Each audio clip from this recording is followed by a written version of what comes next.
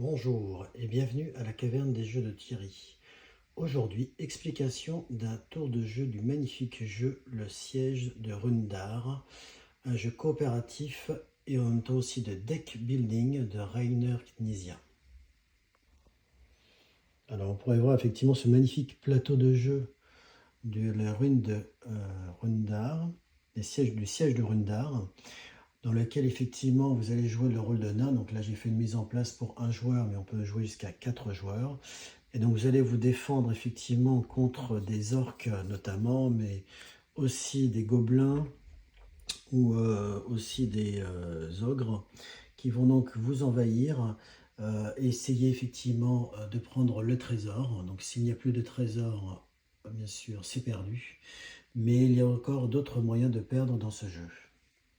L'objectif ici, effectivement pour les nains, est de creuser en fait le tunnel, donc d'enlever toutes ces pierres, afin effectivement de pouvoir en fait s'enfuir de la citadelle, sachant qu'effectivement il faudra quand même en même temps améliorer son équipement, donc grâce effectivement à ces cartes-là, améliorer son équipement.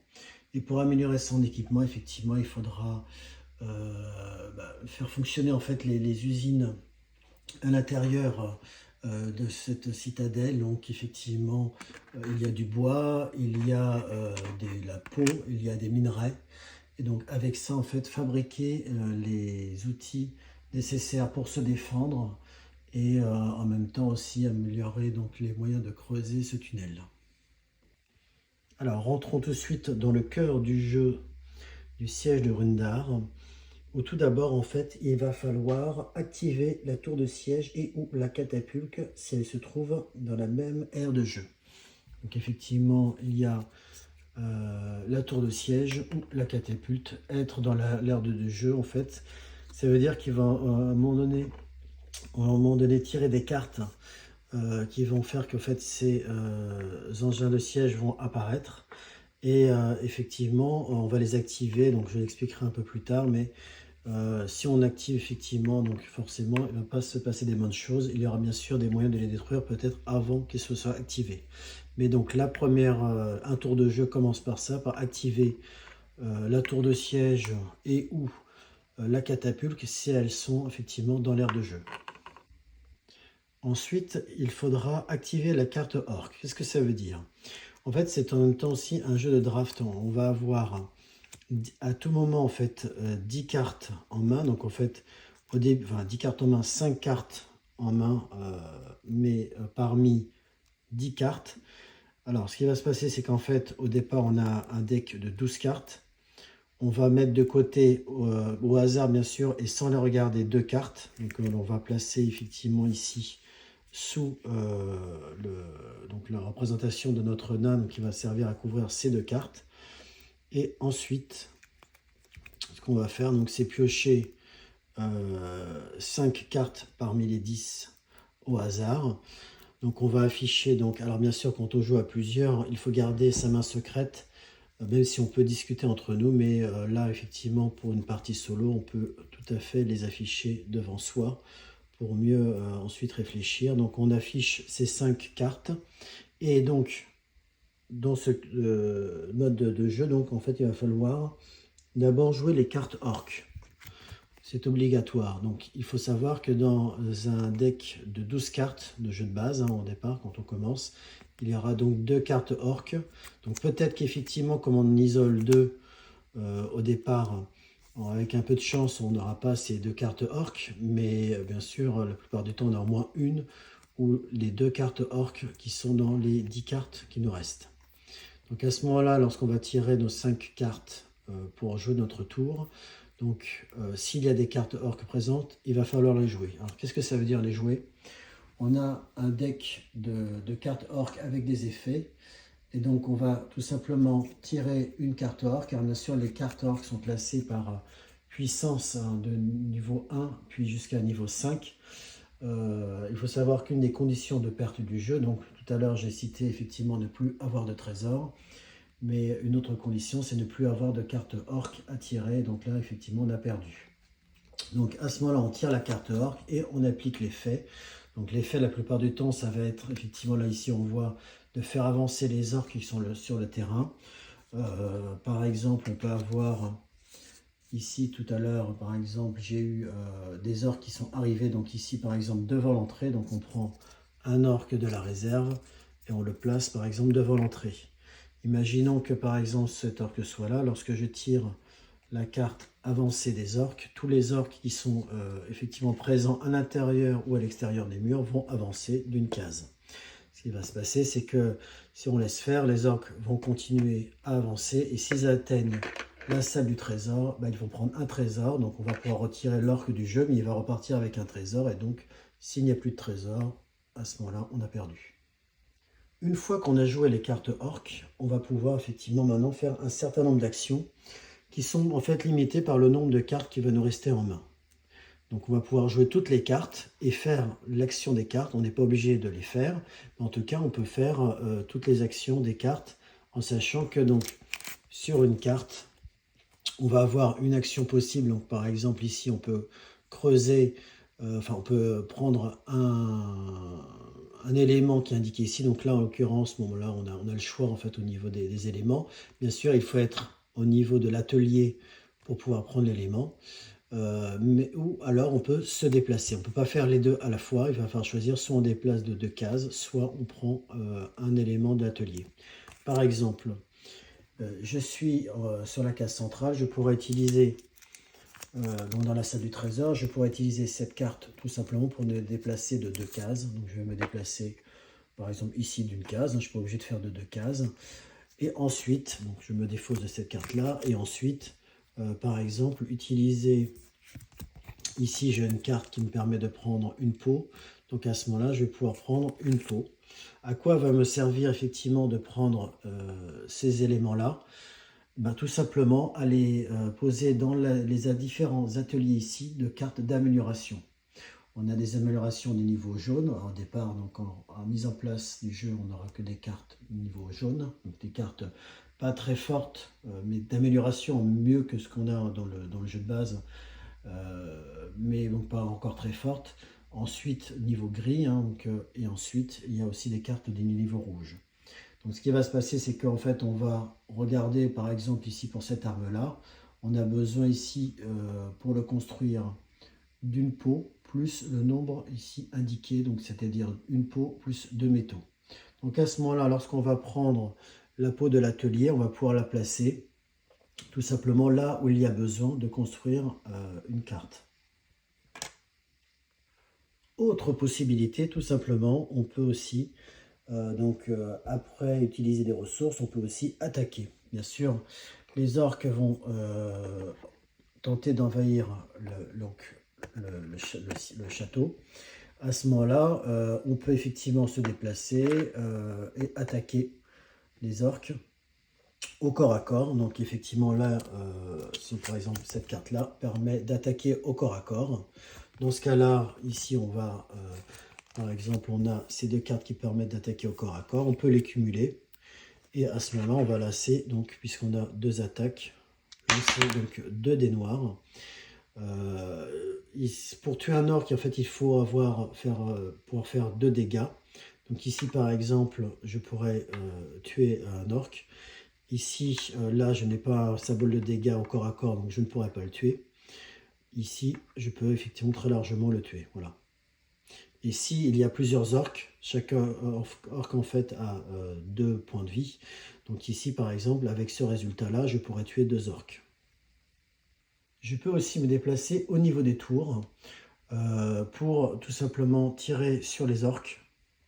Donc à ce moment-là, on va utiliser des armes à distance. Donc là, par exemple, ici j'ai une amélioration, une lance qui me permet de tirer à distance. Alors attention, sur les cartes d'amélioration, contrairement aux cartes de base, ici par exemple, je vois, je peux me déplacer n'importe où sur le terrain, puisque là on a le symbole infini, et en même temps utiliser l'action de la carte. Donc ça c'est quand même assez fort. Ici, donc je peux me déplacer par exemple sur la tour et tirer donc avec un dé. Si j'ai le symbole effectivement arbalète, donc tir à distance, je pourrais effectivement tuer l'orque qui est à l'extérieur ou même à l'intérieur, mais en tout cas il faut pour cela que je sois sur la tour. De même, lorsque vous serez donc sur une des tours, vous pourrez attaquer la tour de siège ou la catapulte. Un dégât de ce type, un dégât à distance suffit pour le détruire. Autre action, je vais dire action très importante dans le jeu, c'est bien sûr creuser. Donc creuser le tunnel pour s'enfuir. Donc il suffit bien sûr d'être ici donc près du tunnel et de creuser. Bien sûr, il y a le symbole alors pour creuser, par exemple ici sur cette carte là, le symbole avec la pioche qui permet de creuser, de retirer donc le nombre de pierres indiquées.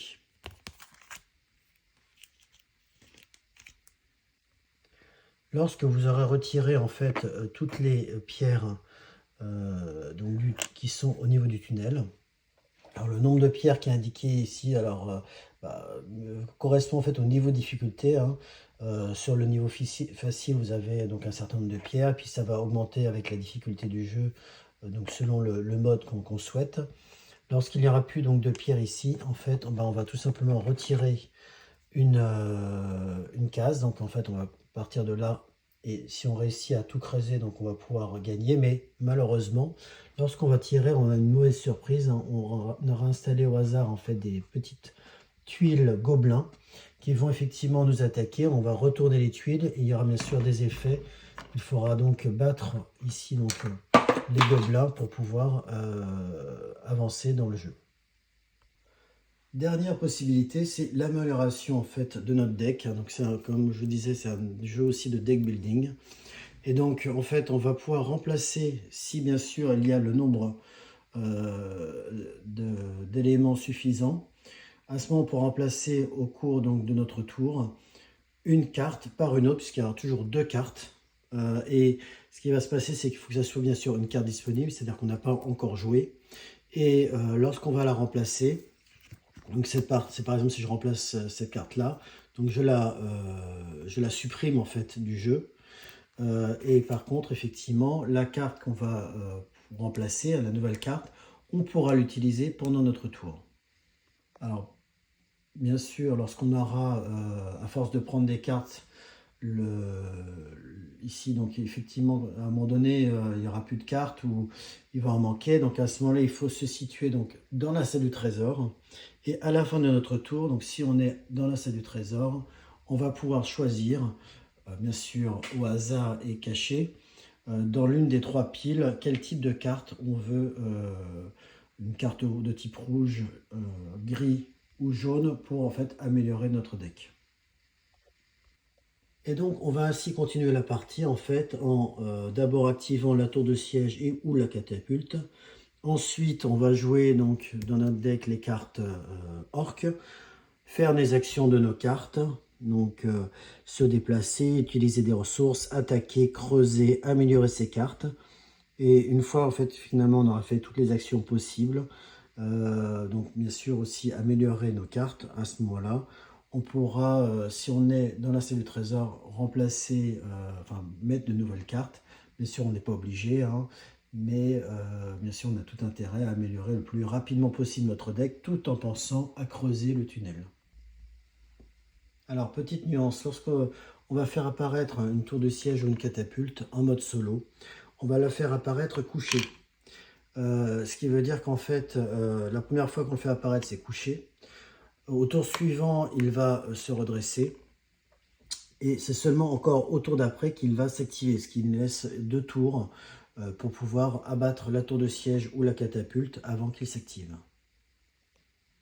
Alors, l'activation d'une catapulte ou d'une tour de siège font vraiment beaucoup de mal. L'activation de la tour de siège en fait va faire apparaître un ogre qui va apparaître en fait avec une tuile pouvoir. Donc ça va apparaître en fait donc cette tuile pouvoir donc avec un effet de l'autre côté. Donc ça va apparaître effectivement au niveau du tunnel et bien sûr il va falloir le battre si on veut pouvoir s'enfuir. Voilà. Et si effectivement on a utilisé toutes les tuiles ogre, on a perdu la partie. Donc c'est encore un élément de perte. Quant à la catapulte, en fait, il y a aussi donc ici donc des cartes catapultes. Lorsqu'elle va s'activer, on va perdre un trésor et aussi en fait, alors Euh, Par exemple, ici, je vois la position numéro 5. Donc, ça voudra dire qu'en fait, euh, le cinquième position de l'atelier en fait, va être complètement supprimée. S'il y avait des ressources dessus, elles vont retourner dans les ateliers. Et donc, en fait, on a une position de moins comme possibilité d'amélioration. Terminons par les cartes mercenaires. Il y a 5 cartes mercenaires dans le jeu, tout simplement en payant 2 trésors, parce que les mercenaires, ce n'est pas bien sûr gratuit. On va pouvoir faire un effet spécifique dans le jeu. Donc là, je vous invite à regarder dans les règles. Chaque carte mercenaire a un pouvoir très fort, bien sûr, qui va coûter cher, hein, 2 pépites d'or. Mais bon, ça peut être parfois utile dans des situations extrêmes. Et voilà, j'espère que cette petite vidéo vous a plu des sièges de Rundar. Alors c'est un jeu vraiment très sympathique parce qu'il est, comme vous avez pu le voir, magnifique. Un beau plateau en 3D, de belles tuiles, de très jolies cartes. Un gros défaut, je dirais, c'est peut-être sa rejouabilité. Si vous ressortez trop souvent ce jeu, effectivement, les mécaniques du jeu sont très simples, c'est facile à appréhender. Mais après, en termes de renouvellement, il n'y a pas forcément de possibilités. Peut-être, effectivement, en ajoutant des scénarios, ça améliorerait la rejouabilité du jeu. Ce que je recommande, en tout cas, dans l'immédiat, si vous avez ce jeu-là, c'est tout simplement de ne pas y jouer comme ça trop souvent pour garder un petit peu de joie lorsque vous ressortirez ce très beau plateau. Merci en tout cas d'avoir regardé cette vidéo. N'hésitez pas à vous abonner et à mettre un petit pouce.